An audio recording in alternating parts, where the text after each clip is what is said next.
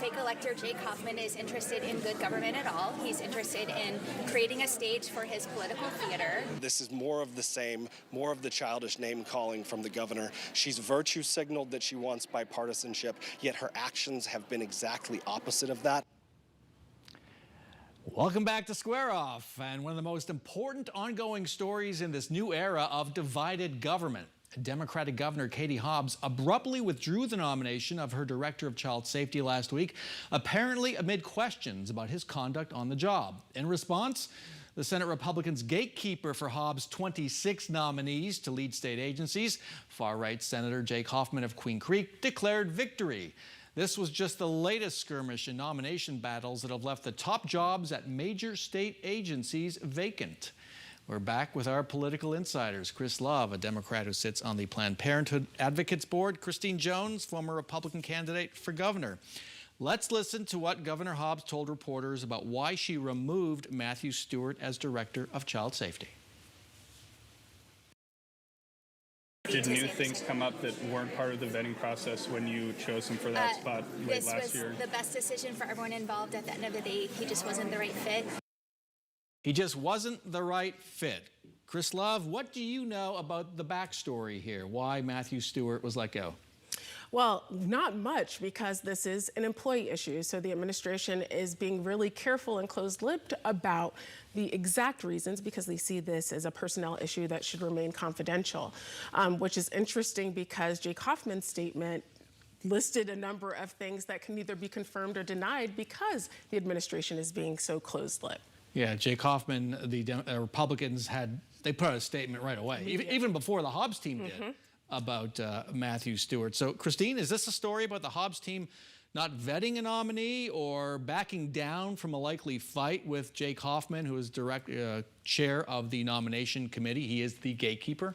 It's probably a little bit of both, although it feels like more the former, where the governor made the decision before the committee ever even had a chance to get involved. But like we've seen before, instead of going immediately and saying, I'm going to withdraw and here's my letter and let's move on, they slow rolled it. The committee went ahead and asked the questions and made the poor guy go through this exercise that, now he's going to have to live with. Probably could have just gone on with his life and not had to say any of this, but it really makes the Hobbs administration look so disorganized. I mean, and now we've seen it repeatedly. It just keeps playing out over and over again. And so I'll take their side, the Hobbs administration side, for a second. 8-9 weeks into the administration, a little more if you count the transition.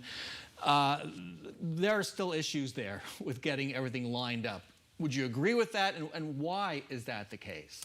I agree that they probably needed to jump on this a little bit faster than they did, and letting the Jake Hoffman jump in front, set the narrative for them. However, I think in the first 8 weeks of any place, that, sometimes things work out and sometimes they don't, and let's address them as early as possible when they don't. And this did not work out that way. I asked them for a response at 8 o'clock at night and got it at 7:30 the following morning. 12 hours later. Right. 12 hours later, in between, Jake Hoffman and the Senate Republicans had a field day saying, well, here's what went on, folks. Let us tell you. Let's turn to Jake Hoffman now and his conduct. Listen to him delivering a lecture at the end of Elizabeth Alvarado Thorson's confirmation hearing last week to run the Department of Administration. Let's listen.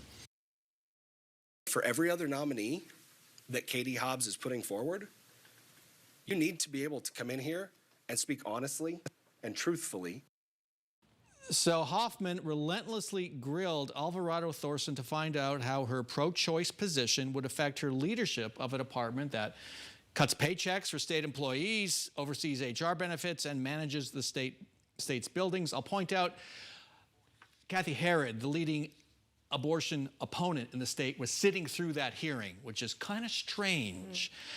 Was that questioning out of bounds? I think so. The Department of Administration has nothing to do with reproductive rights, abortion services. We know that state funds can't pay for abortion services because of the law.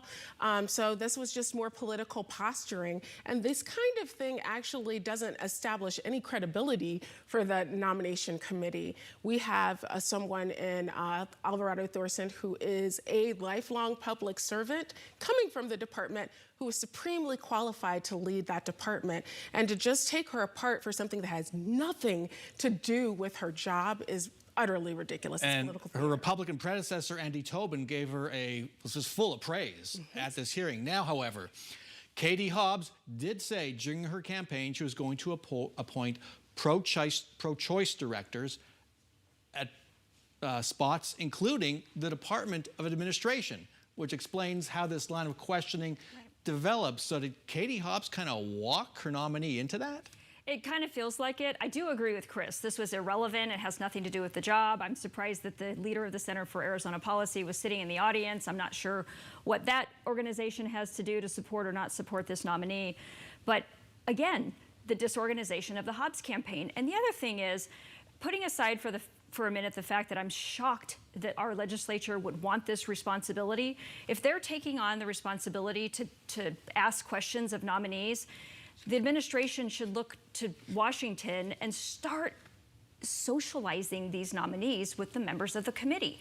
You've never seen a national nominee not get walked around the Senate to every single committee member to say, hi, I'm Christine, I'm gonna be nominated, let's talk, let's be friends. So when you get on the stand, you like me already. They haven't done that with one single person. And by the way, they're never gonna get over this committee until they do that. You need to be the Sherpa.